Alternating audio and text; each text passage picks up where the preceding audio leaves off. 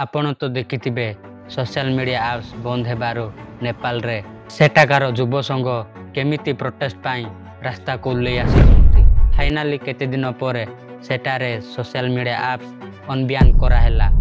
एहा सत्ते भी सेठाकर लोकंक आंदोलन मध्य थमुनी एवं जोरसोर रे चलीची।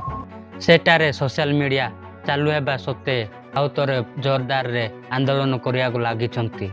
एहा पछरे कारण कोन रहिची ना आउ किछि गंभीर रहस्य आसंतु एही वीडियो रे डिटेल रे जानिबा। आंदोलन रे 20 रु 25 युवा लोक शामिल अछंती जाहाको जेएनजी कहा जाए। एही प्रोटेस्ट को हामी नेपाल एनजीओ ऑर्गेनाइज करथिले। एही प्रोटेस्ट हेबार कारण होउची सोशल मीडिया एप्स बैन, किंतु आ गोटे मुख्य कारण होउची करप्शन। ता द्वारा प्रधानमंत्री को घर एवं पार्लियामेंट को मध्य निया लगे देथिले। प्रधानमंत्री को घरे मध्य निया लगे देले।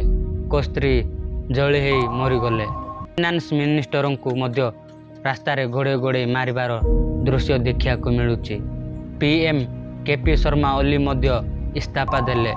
कौन आपण आशा करूछंती नेपाल रे नवा सरकार एवं करप्शन कमिबो?